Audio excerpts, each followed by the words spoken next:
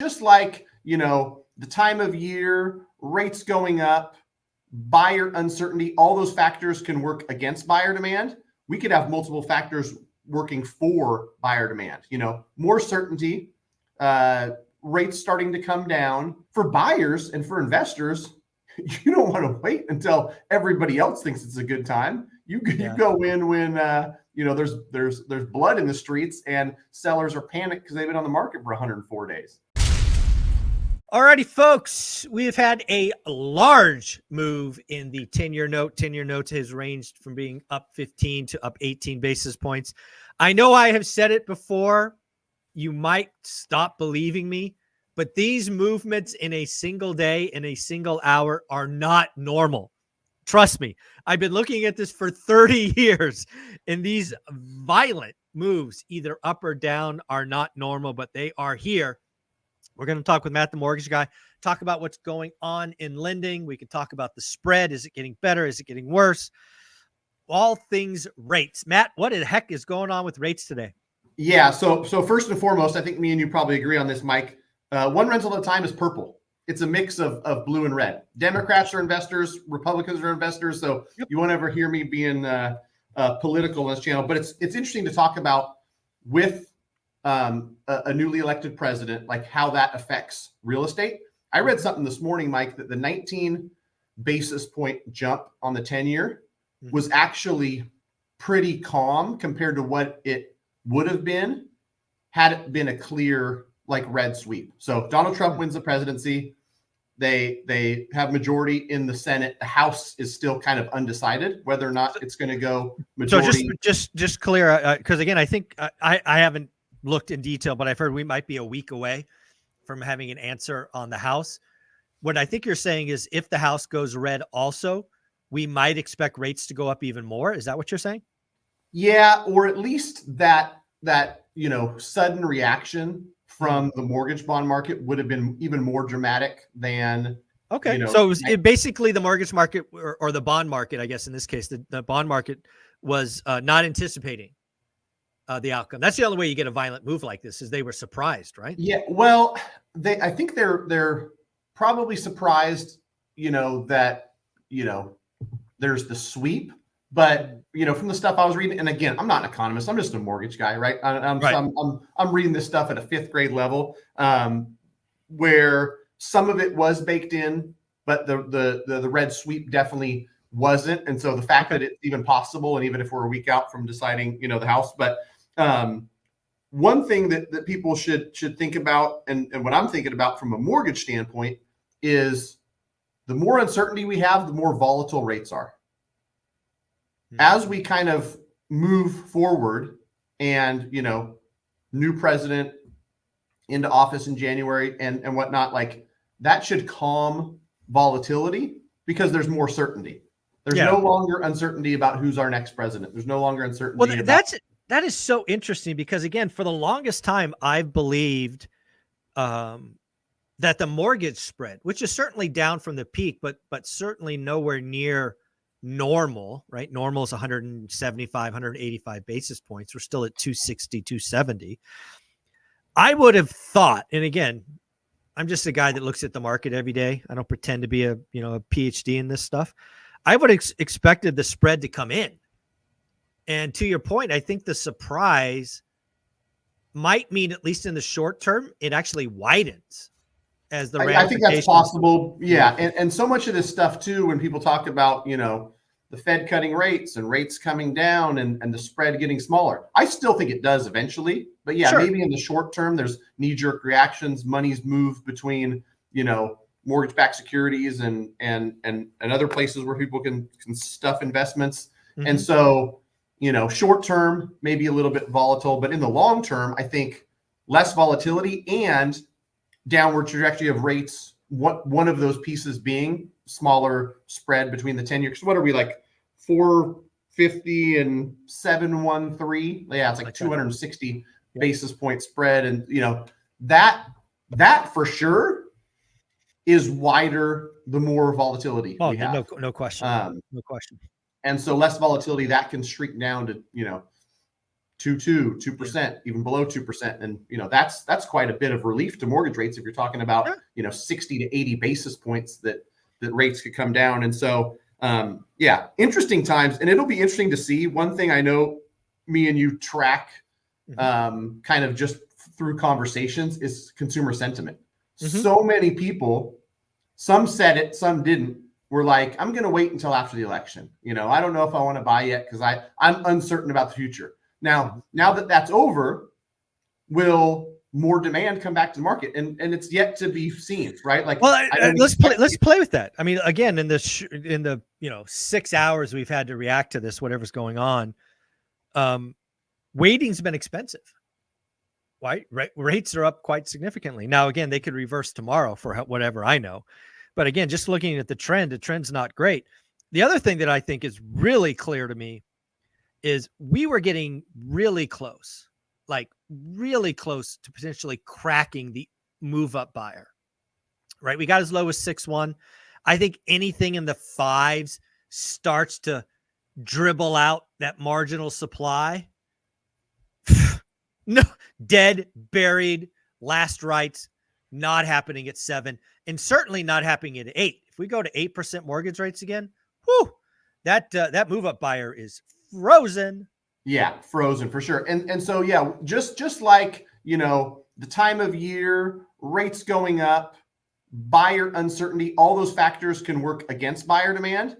We could have multiple factors working for buyer demand, more certainty, rates starting to come down. And so, next spring could be, could be a night and day difference. Right. And I expect it to be a lot different than we're seeing right now. But, for buyers and for investors, you don't want to wait until everybody else thinks it's a good time. You go in when, there's blood in the streets and sellers are panicked because they've been on the market for 104 days. Yeah, I love all of that. And again, I've been telling everybody that we're in a buyer's market, and the buyer's market's only getting stronger. There are people that have to sell. There are people that have to sell this year. We are 8-9 weeks away from the year being over. If you are lucky enough to be in a position to buy, write disrespectful offers, follow up, do the work, write offers that make sense at 7.5%, 8%, just so you have protection in your conservative. The buyer makes the deal. The seller can list it whatever they want. It's not till you have a buyer in an agreement, a deal is made. So look at the days on market. Watch the stuff that's aging. Watch the stuff that's imperfect. Watch the stuff that's not staged. Watch the stuff. There are signs, and you can do amazing deals in buyers' markets. Some people have to sell.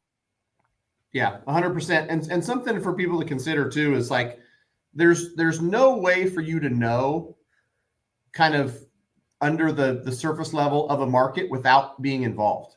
If you just, casually listen to real estate podcasts and you're like, I'm going to go out and submit an offer, you might go out tomorrow and submit on something that's turnkey, beautiful, great neighborhood, been on the market for 2 days, and you write a 540 offer on a $600,000 listing, and you'll get laughed out of the building because that's not the stuff that sells at a discount, right? And every market's different, so you have to put in the reps to actually know what that's like and have an agent who can educate you and write those offers, talk to the other side and say, listen, this just went on 2 days ago. They've already had 14 showings and 3 offers because this thing is turnkey. This is going to sell at a retail price because a buyer can just move into it. Then on the other side of the spectrum, the realtor goes, they've been on 88 days. I talked to a listing agent, they have to sell this thing. They're getting ready to do another price reduction. If they do that price reduction by 20 grand, they're sure it's going to spur some, offers, but offer them that price today before they pull other buyers in, and you can probably get it because they've already paid 2 mortgage payments for 2 months. They're in Tennessee already. And, I don't see there being any way for buyers to truly understand, kind of get a feel for the market without, 1, being involved themselves in submitting offers, and 2, having a great agent who can, talk to them about conversations they're having, things they've seen other clients do and not do, what's winning, what's not. I have those conversations, but truth be told, it's the agent who's having the agent to agent conversation, who's looking at the details in MLS, who knows, this one was in contract twice and it fell out. They more than anything just want something that can close in 15 days and get over and done with this thing before the year's up. And so it's like anything, Mike. Like any business, there's pros that study it, practice it, and are good, and then there's casuals who just come by and they're just like, they think they're going to learn real estate investing in 9 minutes. No, you got to shoot a couple shots before you make the basketball team.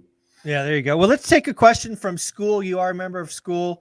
Felix, this is for you. Both Matt and I have replied, but I just wanted to get this on video for Felix and anybody thinking about this. So the highlights of the question were, he's been offered an FHA Streamline. Obviously, an FHA Streamline is a accelerated path to refinancing. In this case, the rate would go from 6.875 to 6.375, a 50 basis point savings.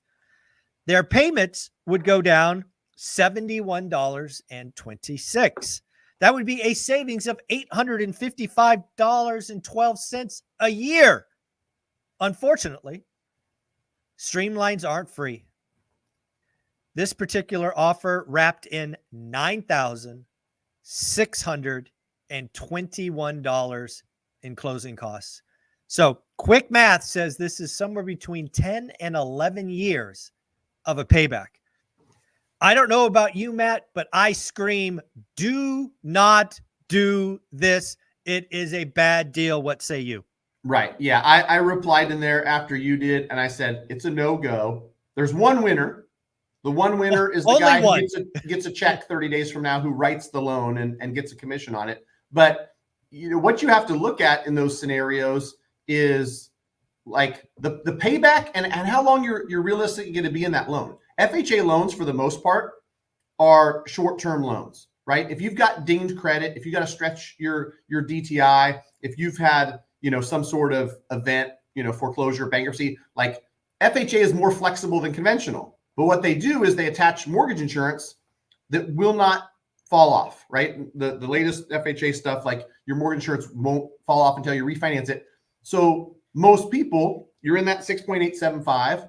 When you've got enough equity, when you've got, your credit up 720, 740, you refinance to 599 conventional. And not only do you drop the rate, you get rid of the mortgage insurance. Mortgage insurance, exactly. And, I don't want people to look at this and go 6 to 8, 6.3, it's not enough of a spread interest rate. That is not the whole scenario. I can do rough math in my head, Mike, and it's probably about a $200,000 loan. If this was an $800,000 loan, we could probably get more credit from the lender, cover some of that cost, and then you're saving $400 a month, and there's $6,000 in cost. Then it starts to become something where the break even might make sense. But for this specific case, you don't add an extra $10,000 to your loan, because that's the thing about Streamlines is you're going to pay the upfront mortgage insurance premium again. You might get a refund of partial of the old one, but this is honestly what online lenders prey on, Mike. This is the kind of preying in body shop and dial center that makes me sick. This does not help the individual. This gives some schmuck on the phone a commission check in 30 days. And unfortunately, buyers just hear lower rate, lower payment. And they don't look, I owed 192. Yeah. Day one of this new loan, I owe 201,900 or whatever that number is. Like you don't do that, because then what would happen if he did that? He's going to lengthen the time before it makes sense to do conventional. Yes. 20% equity and remove mortgage insurance. And so there's very little chance you're in this loan for 11 and a half years or whatever the break even is. So it's a no-go, Felix. I appreciate the question and the comment. And, for 67 cents a day, you're in school and you just saved yourself thousands of dollars. You just saved yourself about 30 years worth of school payments. No, and this is why we're in school. This is why you're there. This is why you do monthly calls. You're the mortgage guy. You do monthly calls in the community, which I appreciate. Again, you can always go to greatmortgagebroker.com directly. You can go through school and just tag Matt. He's in there, Matt, the mortgage guy. Closing thoughts and pretty exciting day. Yeah, I mean, closing thoughts are, I think that the buyer sentiment around the economy, around real estate, around a lot of things is going to pick up because, just the fact that there's more certainty, there's not all this drama of the election. We are all getting 20 friggin' text messages a day from either side, right? And so with that behind us, I really see 25 and 26 being good years for real estate. But I don't want that to stop people from doing the work over the next 3 to 6 months. The best deals will be had in the next 3 months. That's exactly right. Yeah. The people that get the deals done today, the people that write the deals that make sense today, you're going to get discounts and credits and repairs. And when you find that motivated seller, you've won. You've won. Right. Just yeah. do the So work. they almost cracked me on a personal experience where I had a fourplex for sale. They almost cracked me at a price that would have been just giving the thing away. I ended up not selling. I put together a creative deal, which is another thing, with Ty in the community and other people in the community, they're really good at creative stuff.